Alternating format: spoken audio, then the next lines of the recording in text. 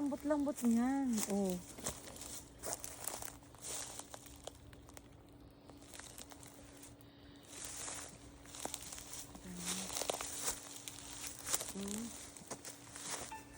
Ay, patay ka.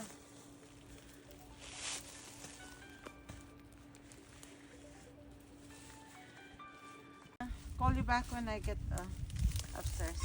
Ito na nga guys, nakiuso siya. Pako daw, tatry daw namin yung pako. Pako. Ayan, kinukuha niya yung mga dulo-dulo lang. Nanggaling na siya doon. Sa kabila doon. Dadagdagan daw niya. So, nandito siya ngayon.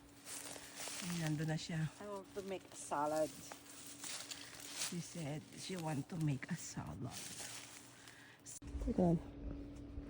Ayan yung nakuha niya. Uy, This is isa. pako. Pako daw.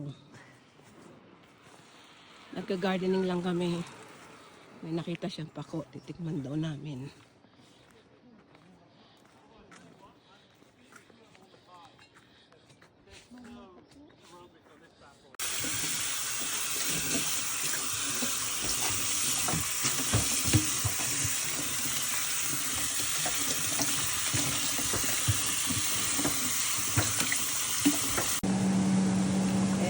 Nilagay niya na ang kanyang gata, hipon, na may sibuyas at bawang na, no?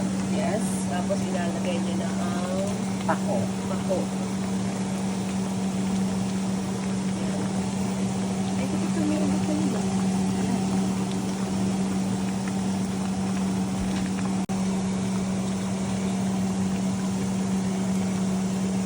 Yan na ang ating pako.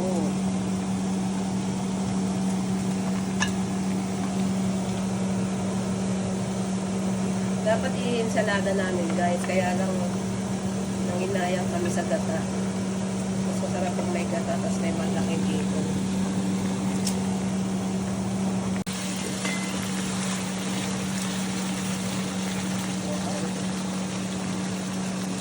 Iba naman po dito sa kabila guys. Ayan, dito tayo muna sa pako.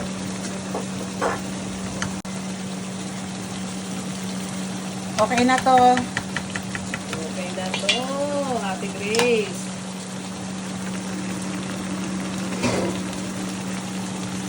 Teka muna. Kainin So, ko. eto na nga yung ating pakong kinuha sa ating garden. Oh, tikman mo. Yan, sige. Yan. Sarap? Sarap. Okay.